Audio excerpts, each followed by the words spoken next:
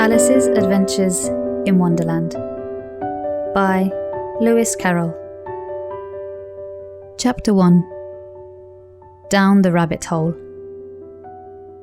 Alice was beginning to get very tired of sitting by her sister on the bank and of having nothing to do.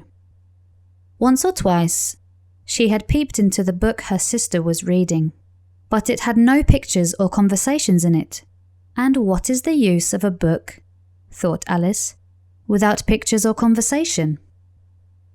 So she was considering in her own mind, as well as she could, for the hot day made her feel very sleepy and stupid, whether the pleasure of making a daisy chain would be worth the trouble of getting up and picking the daisies, when suddenly a white rabbit with pink eyes ran close by her. There was nothing so very remarkable in that, nor did Alice think it so very much out of the way to hear the rabbit say to itself, oh dear, I shall be late."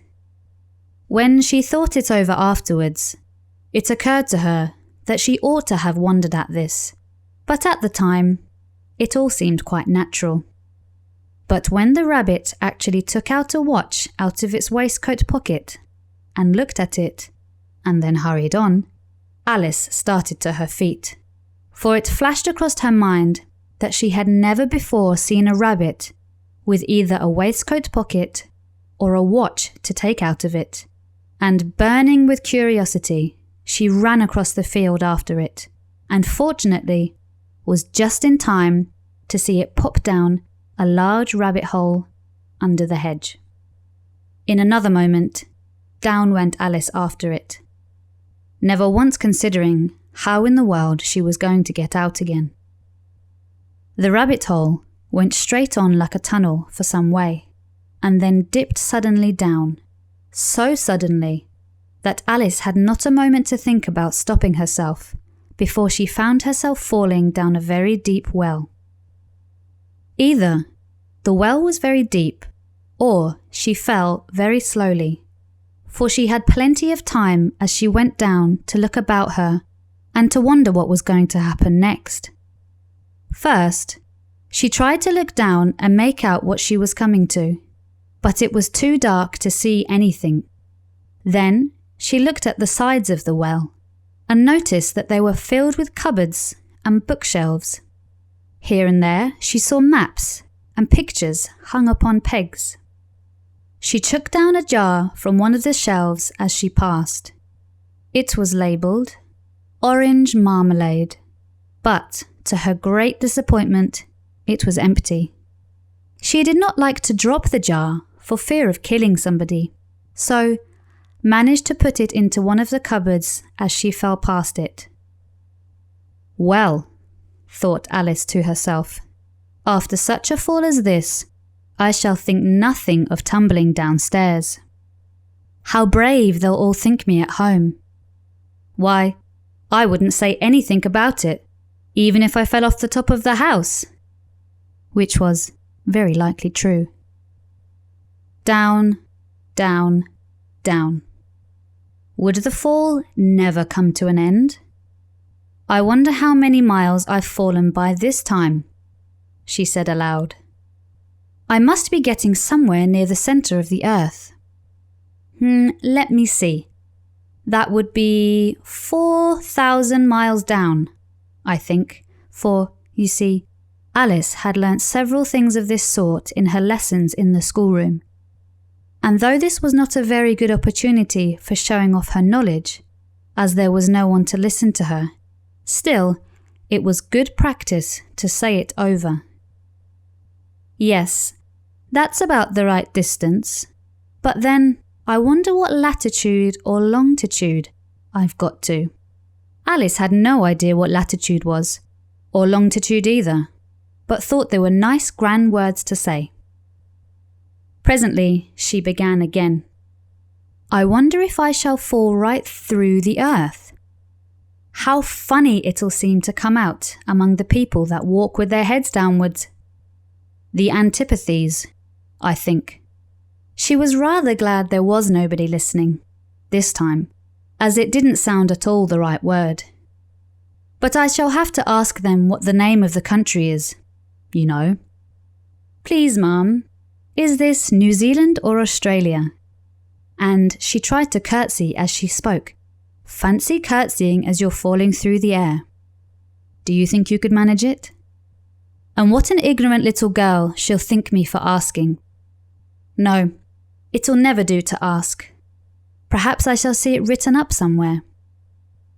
Down, down, down. There was nothing else to do, so Alice soon began talking again. Dinah'll miss me very much tonight, I should think. Dinah was the cat. I hope they'll remember her source of milk at tea time. Dinah, my dear, I wish you were down here with me. There are no mice in the air, I'm afraid, but you might catch a bat, and that's very like a mouse, you know. But do cats eat bats, I wonder? And here Alice began to get rather sleepy and went on saying to herself, in a dreamy sort of way, do cats eat bats? Do cats eat bats? And sometimes, do bats eat cats? For, you see, as she couldn't answer either question, it didn't much matter which way she put it. She felt that she was dozing off, and had just begun to dream that she was walking hand in hand with Dinah, and saying to her very earnestly, Now, Dinah, tell me the truth. Did you ever eat a bat? When suddenly, thump, thump, down she came upon a heap of sticks and dry leaves, and the fall was over. Alice was not a bit hurt, and she jumped up onto her feet in a moment. She looked up, but it was all dark overhead. Before her was another long passage, and the white rabbit was still in sight, hurrying down it. There was not a moment to be lost. Away went Alice like the wind, and was just in time to hear it say, as it turned a corner, Oh, my ears and whiskers, how late it's getting. She was close behind it when she turned the corner, but the rabbit was no longer to be seen. She found herself in a long, low hall, which was lit up by a row of lamps hanging from the roof. There were doors all round the hall, but they were all locked, and when Alice had been all the way down one side and up the other, trying every door, she walked sadly down the middle, wondering how she was ever to get out again. Suddenly, she came upon a little three-legged table, all made of glass. There was nothing on it except a tiny golden key, and Alice's first thought was that it might belong to one of the doors of the hall. But, alas, either the locks were too large or the key was too small.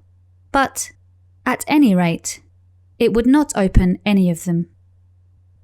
However, on the second time round, she came upon a low curtain she had not noticed before, and behind it was a little door about 15 inches high. She tried the little golden key in the lock, and to her great delight, it fitted. Alice opened the door and found that it led into a small passage, not much larger than a rat hole. She knelt down and looked along the passage into the loveliest garden you ever saw. How she longed to get out of that dark hall and wander about among those beds of bright flowers and those cool fountains, but she could not even get her head through the doorway. And even if my head would go through, thought poor Alice, it would be of very little use without my shoulders. Oh, how I wish I could shut up like a telescope. I think I could, if I only know how to begin. For, you see, so many out-of-the-way things had happened lately that Alice had begun to think that very few things indeed were really impossible. There seemed to be no use in waiting by the little door, so she went back to the table, half hoping she might find another key on it, or, at any rate, a book of rules for shutting people up like telescopes. This time, she found a little bottle on it, which certainly was not here before, said Alice, and round the neck of the bottle was a paper label with the words, "Drink me," beautifully printed on it in large letters. It was all very well to say, "Drink me," but the wise little Alice was not going to do that in a hurry. "No, I'll look first," she said, "and see whether it's marked poison or not." For she had read several nice little histories about children who had got burnt and eaten up by wild beasts and other unpleasant things, all because they would not remember the simple rules their friends had taught them, such as that a red-hot poker will burn you if you hold it too long, and that if you cut your finger very deeply with a knife, it usually bleeds. And she had never forgotten that if you drink much from a bottle marked poison, it is almost certain to disagree with you, sooner or later. However, this bottle was not marked poison, so Alice ventured to taste it, and finding it very nice, it had, in fact, a sort of mixed flavour of cherry tart, custard, pineapple, roast turkey, toffee, and hot buttered toast. She very soon finished it off. "What a curious feeling," said Alice. "I must be shutting up like a telescope." And so it was indeed. She was now only 10 inches high, and her face brightened up at the thought that she was now the right size for going through the little door into that lovely garden. First, however, she waited for a few minutes to see if she was going to shrink any further. She felt a little nervous about this, for it might end, you know, said Alice to herself, in my going out altogether like a candle. I wonder what I should be like then. And she tried to fancy what the flame of a candle is like after the candle is blown out, for she could not remember ever having seen such a thing. After a while, finding that nothing more happened, she decided on going into the garden at once. But, alas for poor Alice, when she got to the door, she found she had forgotten the little golden key, and when she went back to the table for it, she found she could not possibly reach it. She could see it quite plainly through the glass, and she tried her best to climb up one of the legs of the table, but it was too slippery, and when she had tired herself out with trying, the poor little thing sat down and cried. "Come, there's no use in crying like that," said Alice to herself, rather sharply. "I advise you to leave off this minute."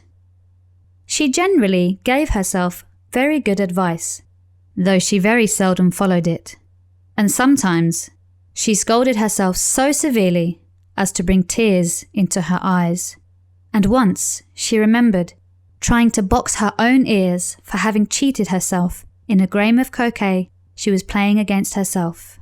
For this curious child was very fond of pretending to be two people. But it's no use now, thought poor Alice, to pretend to be two people. Why, there's hardly enough of me left to make one respectable person. Soon her eye fell on a little glass box that was lying under the table. She opened it and found in it a very small cake, on which the words, "Eat me," were beautifully marked in currants. "Well, I'll eat it," said Alice, "and if it makes me grow larger, I can reach the key, and if it makes me grow smaller, I can creep under the door. So, either way, I'll get into the garden, and I don't care which happens." She ate a little bit, and said anxiously to herself, "Which way? Which way?" holding her hand on the top of her head to feel which way it was growing. And she was quite surprised to find that she remained the same size. To be sure, this generally happens when one eats cake. But Alice had got so much into the way of expecting nothing but out-of-the-way things to happen that it seemed quite dull and stupid for life to go on in the common way. So, she set to work and very soon finished off the cake.